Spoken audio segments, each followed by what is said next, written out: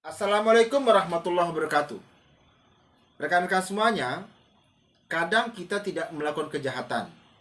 Tetapi, karena benda yang kita miliki itu digunakan oleh seseorang, menjadi sarana bagi seseorang untuk melakukan kejahatan, harta kita ikut disita oleh kepolisian. Pertanyaannya adalah, bagaimana nasibnya?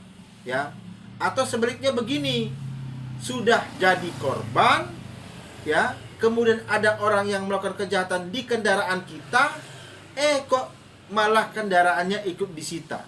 Ini timbul pertanyaan yang diajukan kepada kami. Dia katakan begini, Pak, saya jadi korban, tapi kok mobil saya ikut disita. Itu bagaimana jalan keluarnya? Atau ada yang lain bilang begini, Pak, saya hanya pemilik rental mobil, lalu mobil saya kemudian disewa oleh seseorang. Ternyata mobilnya dijadikan alat untuk berangkat ke suatu tempat yang menjadi lokasi kejahatan. Kok mobilnya disita? Memang perkara ini katanya sedang berjalan. Nah, apa yang kira-kira bisa dilakukan atas apa yang terjadi tersebut? Teman-teman semuanya, sebelum saya membahas lebih lanjut, mari kita baca KUHP, ya. Ada KUHP, tolong diambil dulu Mbak Mita. Ya, ada KUHP atau Kitab Undang-Undang Hukum Acara Pidana. Mari kita baca teman-teman semuanya dalam pasal 1 angka 16, ya. Apa itu penyitaan? Jadi sebelumnya teman-teman semuanya, terutama yang sedang mengambil fakultas hukum, tolong melengkapi diri Anda dengan minimal 3 aturan ini. Pertama, Kitab Undang-Undang Hukum Pidana. Kedua, Kitab Undang-Undang Hukum Acara Pidana. Dan yang ketiga adalah Kitab Undang-Undang Hukum Perdata. Kalau nggak punya ini, saya pikir Anda tidak menarik lah kehidupannya ketika menjadi mahasiswa fakultas hukum. Nah, dalam pasal 1 angka 16 dikatakan begini. Penyitaan adalah serangkaian tindakan penyidik untuk mengambil alih, ya, dan atau menyimpan di bawah penguasaannya benda bergerak atau tidak bergerak, berwujud atau tidak berwujud, untuk kepentingan pembuktian dalam penyidikan, penuntutan, dan peradilan. Jadi ada benda yang untuk sementara itu diambil alih dan disimpan di bawah penguasaan si penyidik, teman-teman semuanya. Nah, pertanyaannya adalah, bagaimana teman-teman semuanya, atau benda-benda apa saja yang dapat disita? Kita baca pada pasal 39 ayat 1 KUHP, teman-teman semuanya. Benda-benda yang dapat disita itu adalah: 1. Benda atau tagihan tersangka atau terdakwa yang seluruh atau sebagian diduga diperoleh dari tindakan pidana atau sebagai hasil dari tindak pidana. Jadi, benda itu merupakan benda yang merupakan hasil tindak pidana. 2. Benda yang telah dipergunakan secara langsung untuk melakukan tindak pidana atau untuk mempersiapkannya. Apa? Parang. Apalagi? Pisau. Apalagi? Martil. Yang ketika kemudian dia ingin merusak, ya, sebuah pintu rumah dan semuanya. Benda yang dipergunakan untuk menghalang-halangi penyidikan tindak pidana. Benda yang khusus dibuat atau diperuntukkan melakukan tindak pidana. Nah, ini yang menarik, teman-teman semuanya. Punya usaha rental mobil, lalu kemudian ternyata disewa mobilnya, kok kemudian malah mobilnya ikut disita. Kenapa? Karena yaitu benda lain yang mempunyai hubungan langsung dengan tindak pidana yang dilakukan, teman-teman semuanya.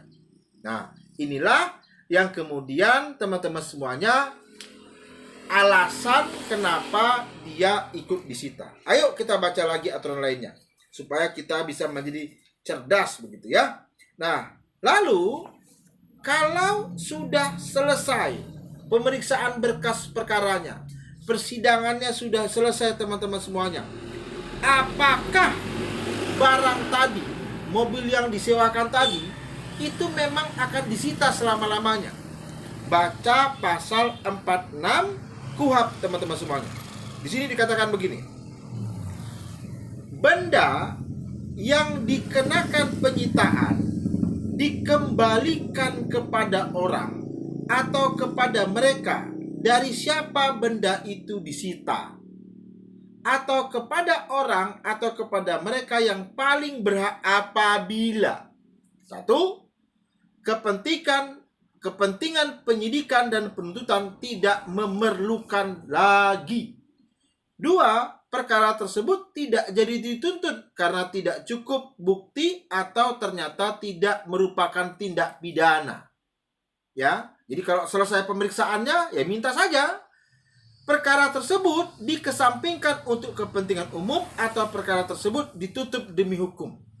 Kecuali apabila benda itu diperoleh dari suatu tindak pidana atau yang dipergunakan untuk melakukan suatu tindak pidana. Saya ulangi, benda itu bukanlah benda yang dipergunakan melakukan suatu tindak pidana, atau benda itu bukanlah yang diperoleh dalam hal telah terjadi sebuah tindak pidana, teman-teman semuanya. Ya, apabila perkara sudah diputus, ya, maka benda yang dikenakan penyitaan dikembalikan kepada orang atau kepada mereka yang disebut dalam putusan tersebut. Ya, ini saya pernah terjadi perdebatan. Ada orang yang kemudian diminta untuk membawa kayu dari suatu tempat ke tempat lain. Ternyata terbukti kayu itu kemudian adalah hasil pembalakan liar. Nah, truknya disita, teman-teman semuanya. Padahal dia hanya disewa. Nah, bagaimana itu ya? Kecuali jika menurut putusan hakim, benda itu dirampas untuk negara. Saya ulangi, ini ada pada keyakinan dan pertimbangan hakim bahwa itu apakah pantas atau tidak dirampas untuk negara, untuk dimusnahkan atau untuk dirusakkan sampai tidak dapat dipergunakan lagi, atau jika benda tersebut masih diperlukan sebagai barang bukti pada perkara yang lainnya. Bagaimana penjelasannya, teman-teman semuanya? Kita lihat pada bagian penjelasan di sini. Benda yang dikenakan penyitaan diperlukan bagi pemeriksaan sebagai barang bukti. Ingat, barang bukti berbeda dengan alat bukti. Barang bukti adalah benda-benda yang terkait dengan tindak pidana yang terjadi itu. Selama pemeriksaan berlangsung, dapat diketahui benda itu masih diperlukan atau tidak. Dalam hal penyidik atau penuntut umum berpendapat benda yang disita itu tidak diperlukan lagi untuk pembuktian, maka benda tersebut dapat dikembalikan kepada yang berkepentingan atau pemiliknya. Dalam pengembalian benda sitaan, hendaknya sejauh mungkin diperhatikan segi kemanusiaan dengan mengutamakan pengembalian benda yang menjadi sumber kehidupan, teman-teman semuanya. Jadi ini penting ya. Saya kebetulan menangani beberapa perkara, ya ternyata berbeda. Contohnya ada benda yang dijadikan sebagai alat, umpamanya dia jual beli narkoba. Ya ternyata dia pinjam motor temannya, temannya kemudian tidak tahu itu dipergunakan. Tetapi karena itu menjadi alat ketika dia melakukan kejahatan, maka kemudian benda itu disita oleh negara, teman-teman semuanya. Nah, dapatlah kemudian kita katakan bahwa pengembalian benda sitaan itu ada dua kemungkinannya. Pertama adalah sebelum putusan pengadilan, yang kedua sesudah ada putusan pengadilan. Sebelum putusan pengadilan itu, teman-teman semuanya, jika benda sitaan itu tidak lagi dipergunakan, ya. Di sini dikatakan sebelum ada putusan hakim, benda sitaan yang tidak diperlukan lagi harus dikembalikan kepada A, orang dari siapa benda itu telah disita, atau B, orang yang paling berhak atas barang itu, kecuali barang itu tidak diperoleh dari suatu tindak pidana atau telah dipergunakan untuk melakukan suatu tindak pidana.